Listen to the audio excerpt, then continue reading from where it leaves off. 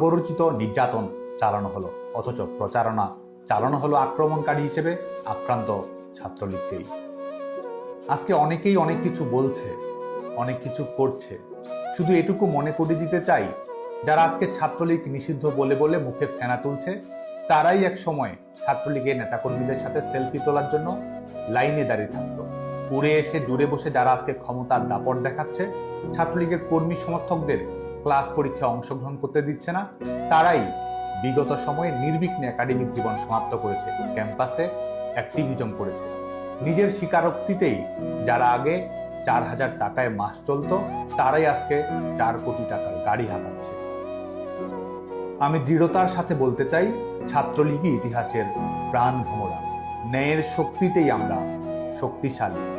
দখলদার ফ্যাসিস্ট অপশক্তি আমাদের তথাকথিত নিষিদ্ধ করতে পারে, কিন্তু স্কুল কলেজের ছোট ছোট ছেলেমেয়েরা সবাই একসাথে যে গায়ে জাতীয় সঙ্গীত, তা আমাদেরই রক্তের ফসল। জুলুম করে আমাদের শিক্ষার অধিকার থেকে বঞ্চিত করতে পারে, হাজার হাজার নেতাকর্মীকে কারাগারে প্রেরণ করতে পারে, জীবন কেড়ে নিতে পারে, কিন্তু বাংলাদেশের প্রতিটি ক্যাম্পাসের প্রতিবাদী তরুণের কপালে বাঁধা লাল সবুজের পতাকার ডিজাইনার বাংলাদেশ ছাত্রলীগ। মুক্তিযুদ্ধের মধ্য দিয়ে অর্জিত হওয়া বাংলার তারুণ্যের নায়ক ছাত্রলীগ।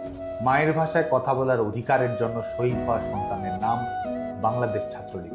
যুগে যুগে স্বৈর শাসকের বিরুদ্ধে প্রতিবাদ করে গণতন্ত্রের দাবিতে জনতার ক্ষমতা জনতার কাছে ফিরিয়ে দেওয়ার লড়াইয়ের নাম বাংলাদেশ ছাত্রলীগ। দখলদার স্বৈরশাসক আমাদের নিষিদ্ধ করেছে, আমরা বাংলাদেশে গণতন্ত্র ফিরে দেব। আমাদের সার্টিফিকেট বাতিল করেছে, অবৈধ সরকারের কাছে আমরা সার্টিফিকেট ফেরত চাই না। গণতন্ত্রের জন্য রাজপথের লড়াইয়ে জনতার সার্টিফিকেটই আমাদের কাছে অধিকতর মূল্যবান। আমাদের উপর দমন পীড়ন জুলুম চালিয়ে